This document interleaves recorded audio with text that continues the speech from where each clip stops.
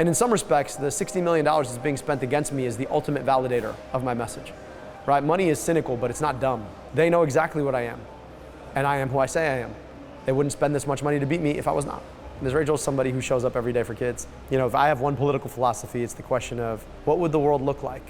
What would we build if we treated all of our kids like all of our kids? We're taking on a behemoth, a Goliath of outside spending, $30 million from AIPAC, $30 million more from who knows what PAC, all to try to beat this. And I said something in that race I think folks weren't ready to hear, which is that Donald Trump is not himself the disease. He's just the worst symptom of the disease. And I've been fighting that disease for a long time. Do I think that we have a big fight ahead of us? Sure. But it's the fight not just to beat Mike Rogers, it's the fight to make sure that people can live a good life, and that's the fight worth fighting. Dr. Abdul El-Sayed, we are sitting here, we are in the final stretch of this primary election campaign. How are you feeling? I'm grateful, honestly. We kicked this campaign off 15 months ago on the idea that we could build a political movement to take money out of politics, put money back in pockets past Medicare for all. And since then, this movement's flowered into 10,000 plus volunteers, knocking nearly 10,000 doors a day.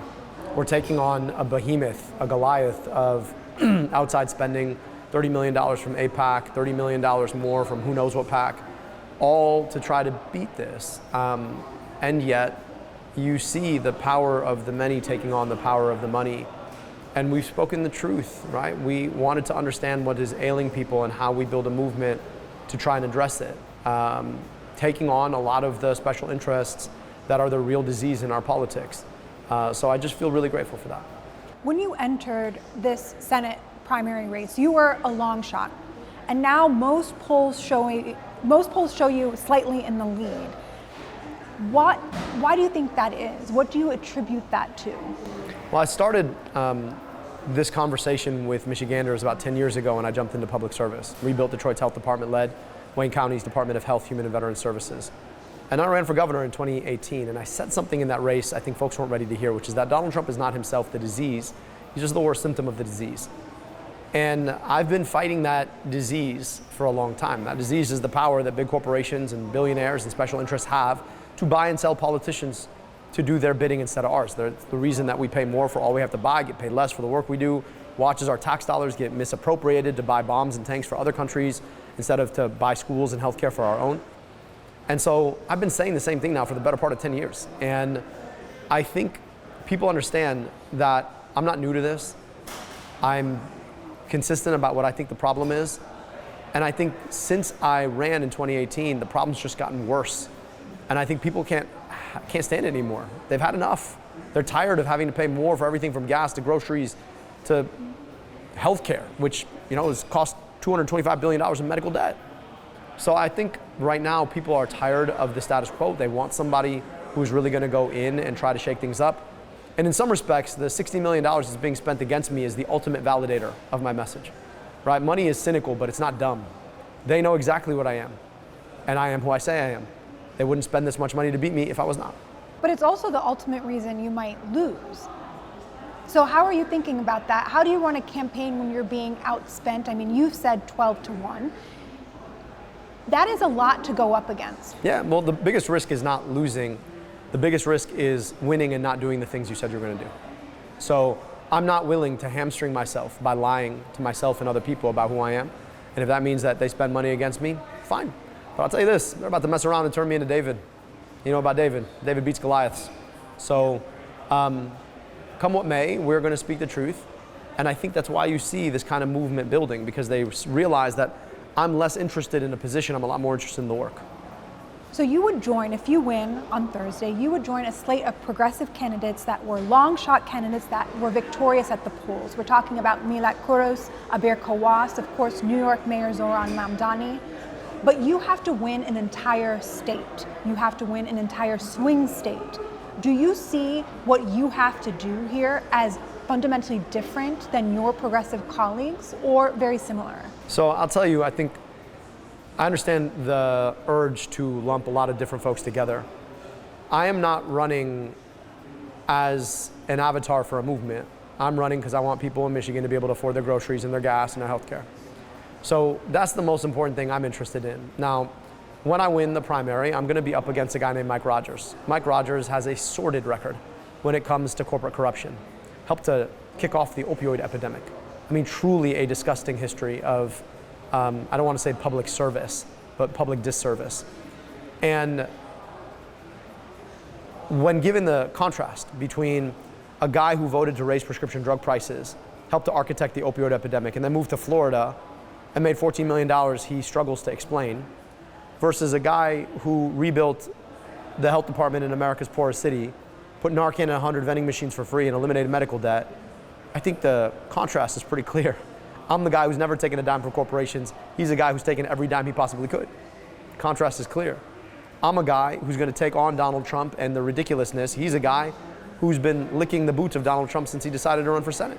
Contrast is clear. So yes, do I think that we have a big fight ahead of us? Sure. But it's the fight not just to beat Mike Rogers, it's the fight to make sure that people can live a good life, and that's the fight we're fighting. I think your opponent, Haley Stevens, is trying to present herself as the candidate who can beat Mike Rogers. And I think one thing underpinning this that she's not saying out loud is that can a guy named Abdul El-Sayed beat a guy named Mike Rogers?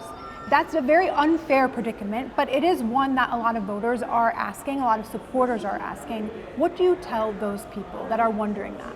Well, it's a shame that Barack Obama never beat John McCain or Mitt Romney in Michigan. Shame. So you're saying it's already been done? I mean, look, people are going to say you're not electable until you get elected, in which case they're like, oh, you were going to do it all along. I don't take any of that all that seriously. I'm a lot more focused on just what is it that we can do to fix the challenges that people face in their lives. And that's what I'm going to stay focused on. And, you know, I've been a guy named Abdul in Michigan my whole life.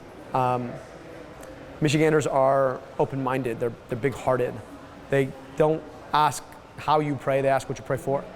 They don't ask what your name is. They ask, like, do you care to know my name? So that's what I'm focused on, continuing to introduce myself to folks. And also tell you just the dynamics of this primary alone are boggling a lot of people's minds. If you go up north to towns like Petoskey or towns like Taos, do you know whose yard signs you see? Mine. Michiganders are open-hearted, big-minded. If you do win as a U.S. Senator, you would be America's first Muslim senator. Have you allowed yourself to think about that? I'll be honest with you, I'm not trying to be the first of anything. I'm trying to be. You would be. Sure. And look, the thing I appreciate about this is it proves something more about America than anything about me. There are a lot of people right now who want to make America small. They want to say America can't include people depending upon how they pray or the color of their skin or how they love. And I think elections are a test of what America can be. So if a state like Michigan embraces somebody like Abdul with a name like mine and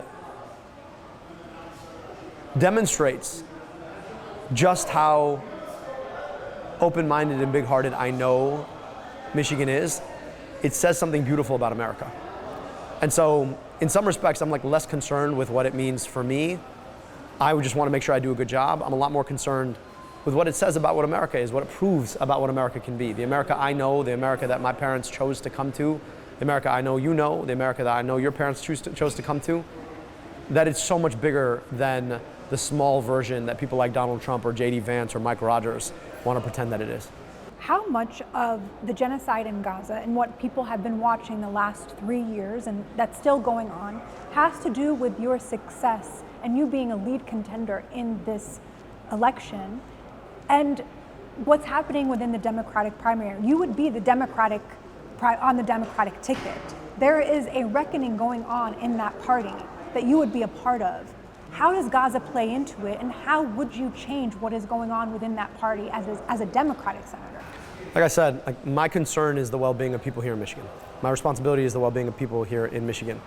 And I think we have a responsibility to make sure our tax dollars aren't used to kill other people, to maim and murder and disrupt and annihilate, when they could be used to invest and provide and support and protect here at home.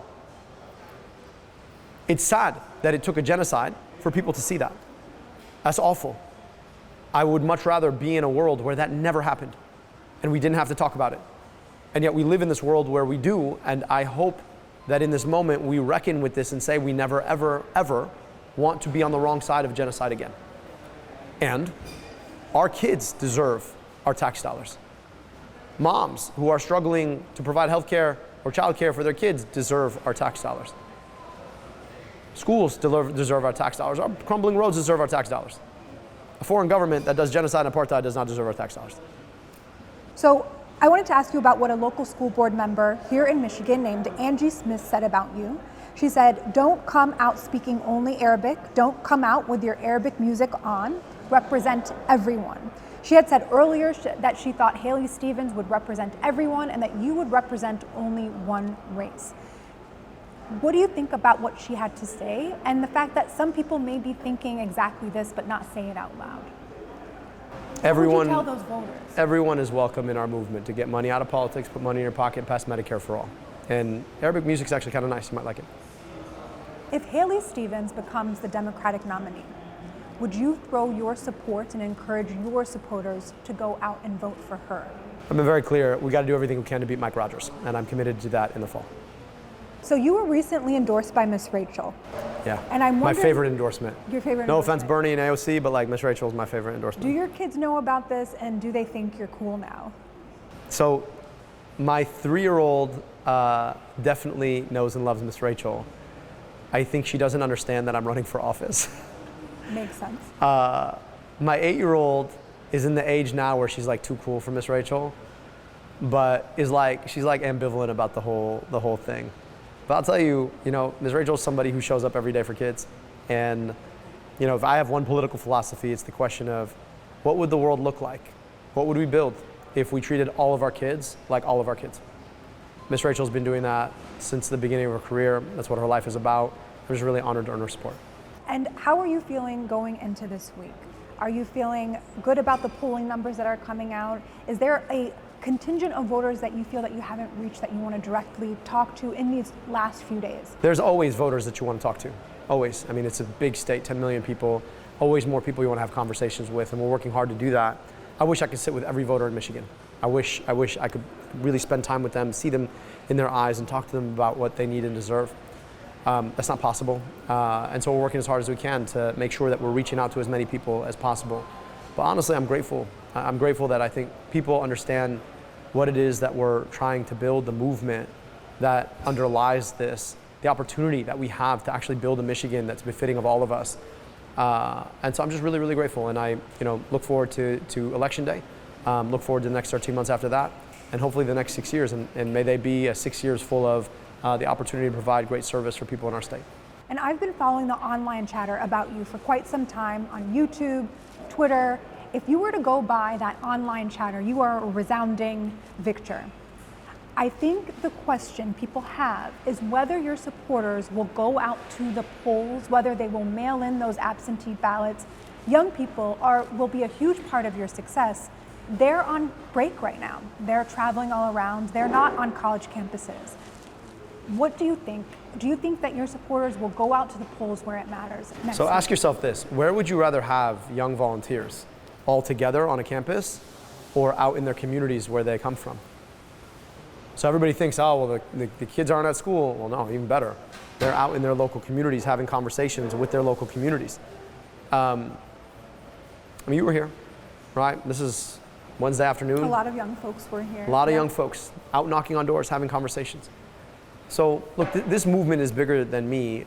It is about what people want for their future. And if we've empowered them with the notion of what we could actually fight for if we had this U.S. Senate seat and took it back for the people, then I know that they're going to show up for that, and we're seeing it already. So I'm really just so grateful for the movement that we built and just the warmth of it, the joy, the hope of it, and I think we're going to surprise a lot of folks in August.